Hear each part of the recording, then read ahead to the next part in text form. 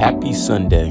It is Born Zero, the homeless Hokage, Clean 15, and today we have Boruto episode 266. I'm gonna start off by saying it felt as if the studio actually gave a shit today. The art and animation was pretty much as crisp as an anime exclusive could get, and I've also mentioned this in another video before, but this is just more evidence that a city night fight in Boruto needs to happen. We have these modern downtown areas now. We need to see these shits get blown up at least once. But as for Himawari, now throughout this arc, I've made the complaint that we've hardly seen her do any ninja activity, as majority of her time in the academy has been kind of play dates. But this episode pretty much solidifies that she is a prodigy. She maintained composure while being held hostage and went head to head with the rogue Genin. And it's only been a couple of weeks at the academy, albeit she has trained with Hanabi outside of official schooling, but come on dog. What I also noticed is Himawari's overall story arc is very similar to Boruto from the beginning of the series, in the sense that Himawari wasn't totally committed to the idea of being a shinobi until recently,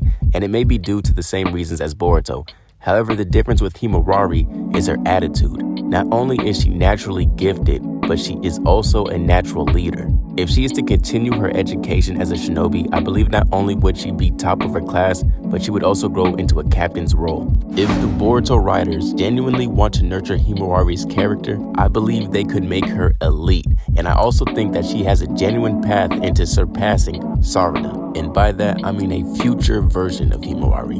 Another thing this episode did was gave us a bit more to work with in terms of world building. The rogue Genin mentions that Himawari could go for a nice price for someone who has a grudge against the Hokage Naruto. The way he phrased it made it seem as if he also knows of people who do have grudges against him. And if they have the ability to buy a hostage such as Himawari, that would hint at them being wealthy or powerful. Though at the same time, whenever we get information such as this, it almost gives me blue balls for this series, because it's like, when are we ever going to see these people who have grudges against the Hokage? When will it become relevant to the main story?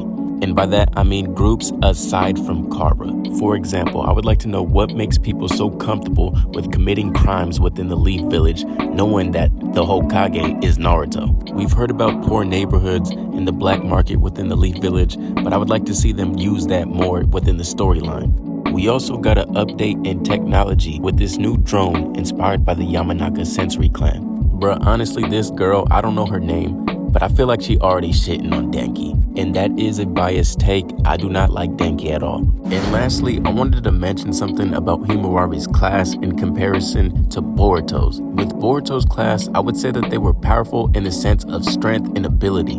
However, with Himawari's, I think their main power is honestly their influence that they would have in the future. Aside from Himawari, of course, who is elite, who is a prodigy. But what I mean is, if Himawari maintains these relationships that she is building in class, she would be in the peer group of a princess, an influential celebrity, and an advanced engineer.